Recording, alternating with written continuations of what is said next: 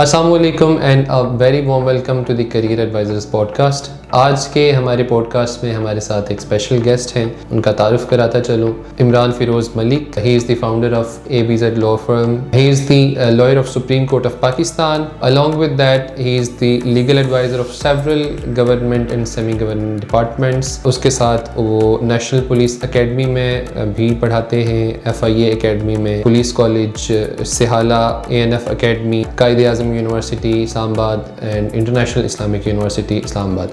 सो ये सारा उनका एक बैकग्राउंड है जो कि लॉ के साथ कनेक्टेड है। हम आज के इस पॉडकास्ट में उनको वेलकम कहेंगे। अस्सलाम वालेकुम। वालेकुम अस्सलाम और बहुत शुक्रिया कि आपने मुझे इनवाइट किया।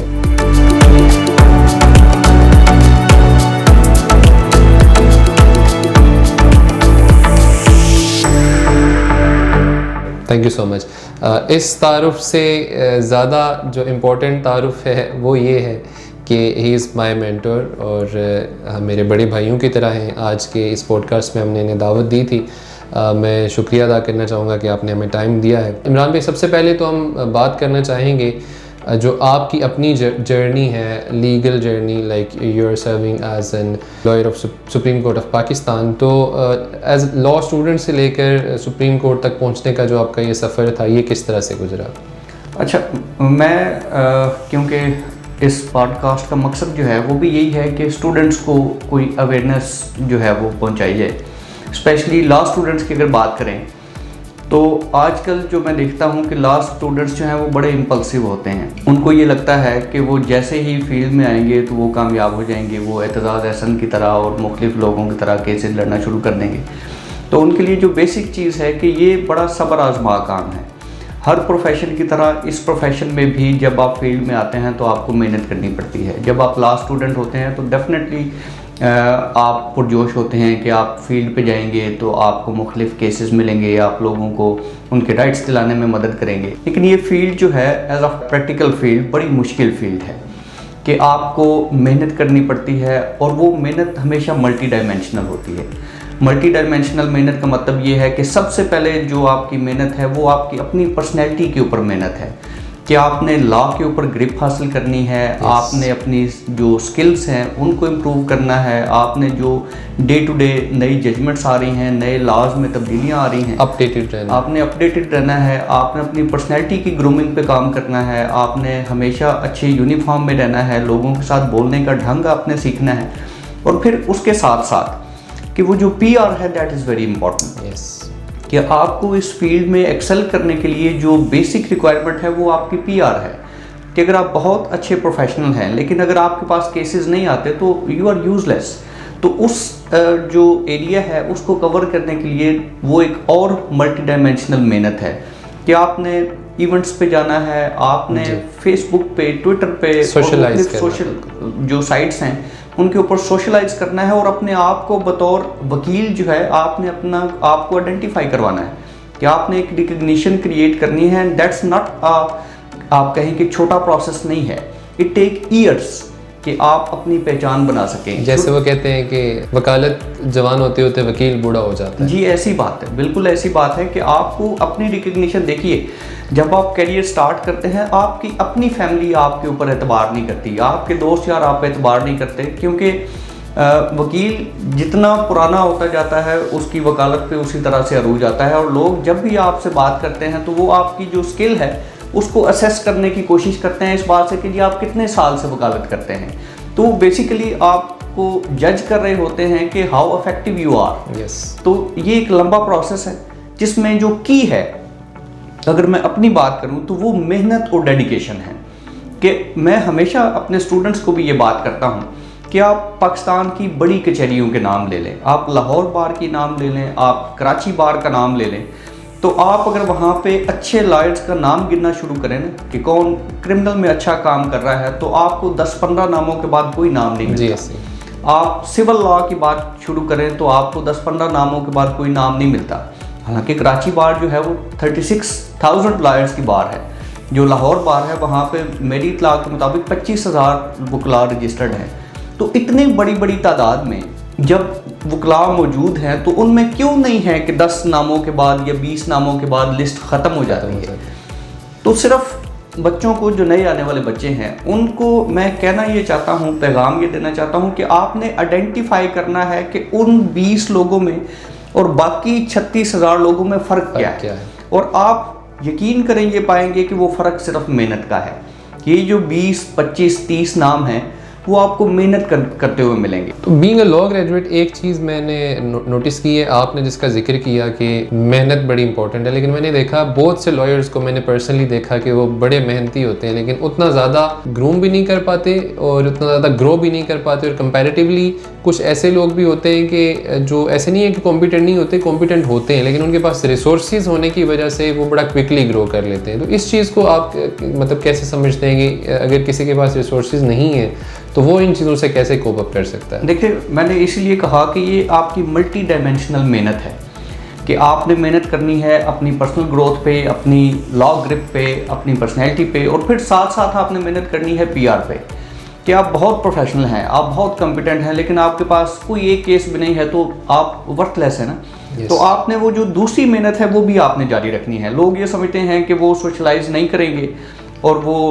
फेसबुक पे, सोशल मीडिया पे अपनी एडवर्टीजमेंट नहीं करेंगे या एज अ लॉयर अपने आप को आइडेंटिफाई नहीं करवाएंगे, still they can succeed in this field, they can not. अब वो टाइम है कि आप ये देखेंगे कि बहुत सारे लोगों की रिकग्निशन की वजह टिकटॉक है, बहुत सारे लोगों की रिकग्निशन की वजह उनके सोशल मीडिया अकाउंट्स हैं। तो आप इस सोसाइटी में रहते हुए 2025-2024 में आप इस चीज़ को माइनस नहीं कर सकते कि वो इफ़ेक्टिव होते हैं। आप उसके थ्रू जो मैसेज लोगों को देते हैं वो मैसेज बेहतरीन तौर पे कन्वे होता है और लोग उससे इन्फ्लुएंस होते हैं। तो अपनी PR बिल्ड करना, सोशलाइज करना, सोशल इवेंट्स में जाना, that is very important for your practice.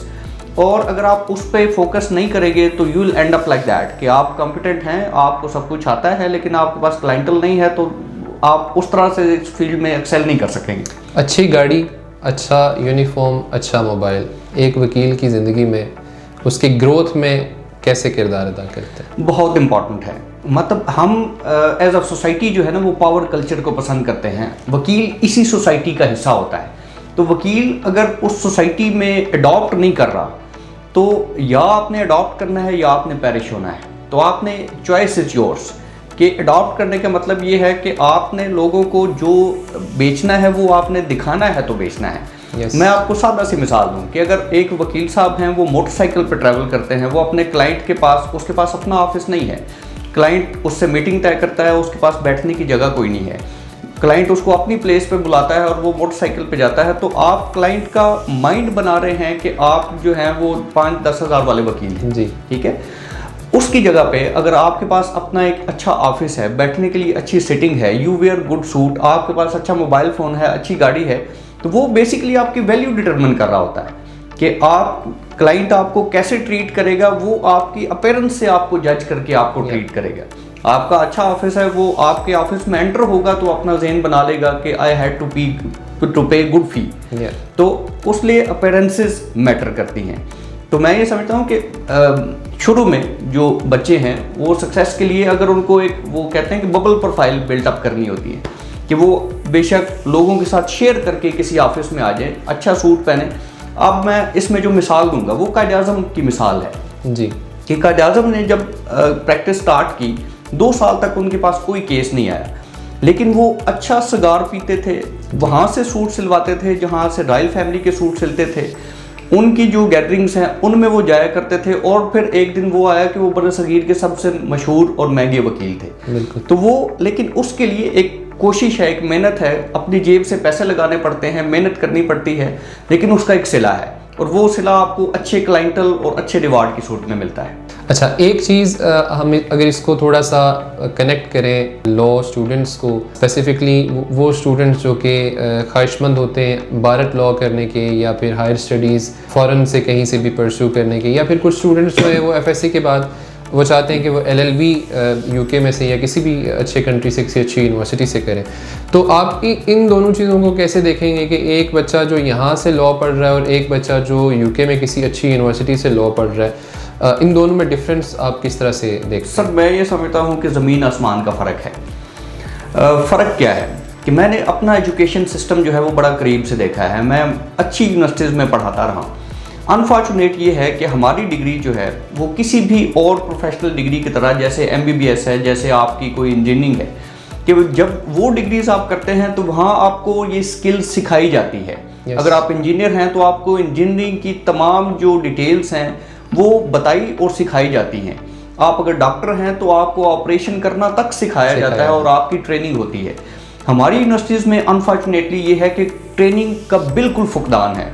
आप 5 साल में लॉ की डिग्री करते हैं और आप एक दरख्वास्त तक नहीं लिख सकते। बिल्कुल 5 साल में ग्रेजुएशन कंप्लीट करने के बाद आपको कचहरी में जाना पड़ता है और किसी मुंशी साहब का आपको असिस्टेंट बनना पड़ता है ताकि आप वो बेसिक दरख्वास्त लिखना सीख सकें। तो अगर आप यूके की एजुकेशन की बात करें या किसी भी दूसरे मुल्क की एजुकेशन की बात करें तो वो आपकी स्किल डेवलपमेंट और पर्सनैलिटी डेवलपमेंट पे काम करते हैं कि वो आपको बाकायदा वकील बना के वहाँ से निकालते हैं कि आपको ड्राफ्टिंग आती है, आपको बोलने का सलीका आता है, आपको बैठने का, खाने पीने का, मुलाकात का, क्लाइंट से ताल्लुक बनाने का सलीका आता है।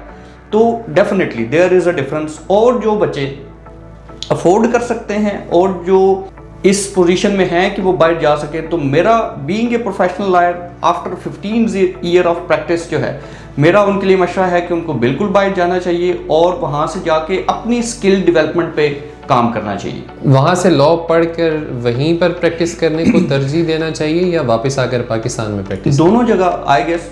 देखें, स्पेस की बात है, अगर तो वो वहाँ पे स्पेस बना सकें तो इससे अच्छी चीज़ कोई नहीं हो सकती।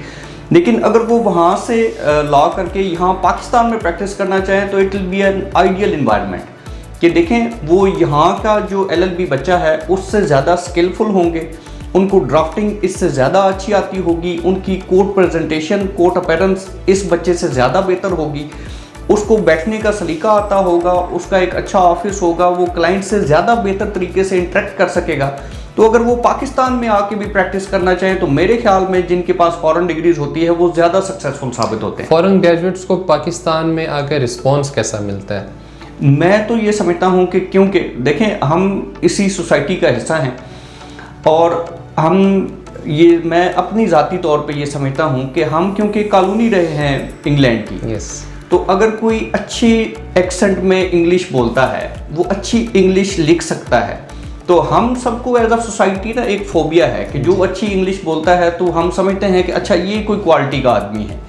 तो अगर तो वो यहाँ पे आके प्रैक्टिस करना चाहें और he can speak quality English और वो जजेस भी उससे इम्प्रेस होते हैं। मैंने यहाँ पे देखा है प्रैक्टिस में कि अगर आप अच्छी ड्राफ्टिंग करते हैं, आप अच्छी प्रेजेंस के साथ अच्छी इंग्लिश बोल सकते हैं, तो डेफिनेटली उसका एक पॉजिटिव इम्पैक्ट है आपकी प्रैक्टिस पे और जो आपको जुडिशियल सिस्टम में भी उसका इन्फ्लुएंस नज़र आता है। लॉ ग्रेजुएट्स के अलावा अगर जनरली हम बात करें, आजकल पाकिस्तान के जो हालात हैं अनफॉर्चुनेटली इतना ज़्यादा अच्छे नहीं हैं। वी डू प्रे कि अल्लाह पाक हमारे मुल्क पे करम फरमाए और हालात बेहतर हो जाएं, लेकिन इन हालात के अंदर अमूमन नौजवान जो हैं वो पाकिस्तान से हिजरत करने का इरादा रखते हैं और करते भी हैं। तो इस चीज़ को आप कैसे देखते हैं कि नौजवानों को बाहर जाना चाहिए या अपने मुल्क में रहकर ही महदूद और दस्तयाब वसाइल के अंदर मेहनत करनी चाहिए? अच्छा, मैं ये समझता हूँ कि हमारा education system it has failed as a system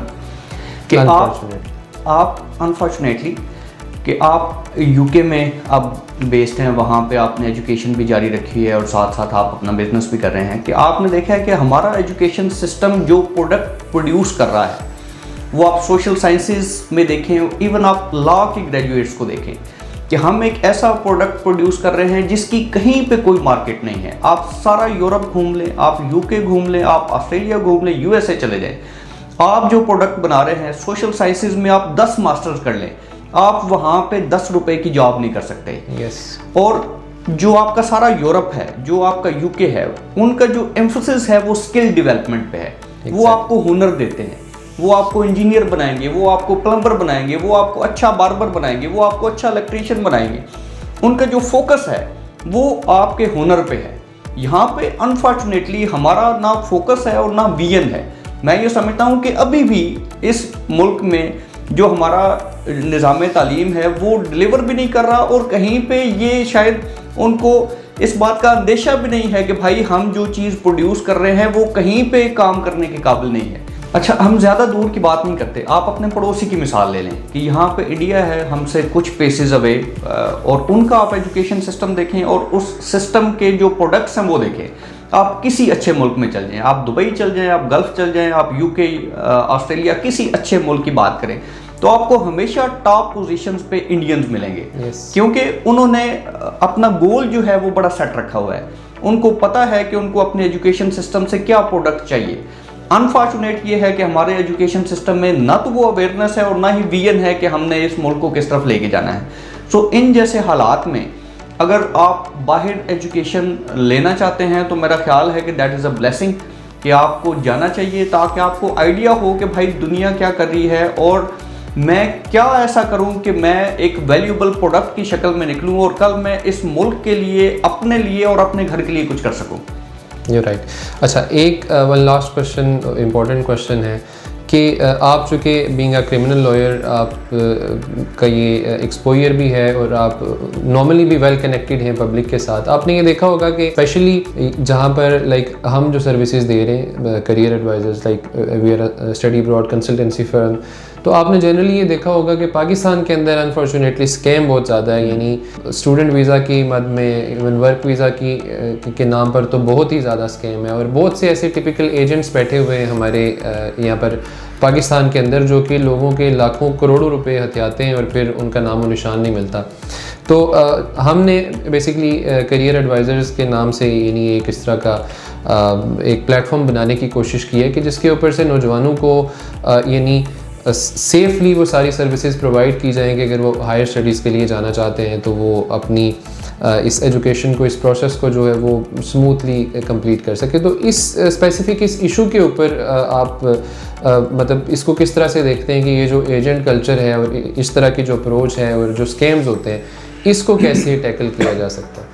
अच्छा, मेरा क्योंकि इंटरेक्शन रहा, मैं FIA अकेडमी में पढ़ाता हूँ और फिर बीइंग क्रिमिनल लॉयर मेरा इंटरेक्शन रहता है, तो मैं ये समझता हूँ कि जो ASTC जो डिपार्टमेंट FIA का डील करता है इन ह्यूमन ट्रैफिकिंग के साथ, that has been piled up with such applications के जहाँ पे जो पाकिस्तान में जो एजेंट्स बने फिरे हैं और उन्होंने वीज़ा के नाम पे, स्टडी वीज़ा के नाम पे लोगों के साथ मुख्तलिफ़ किस्म के फ्रॉड जो हैं वो किए हुए हैं और लोगों के लाखों रुपए उन्होंने इसी तरह से हथियाए हुए हैं।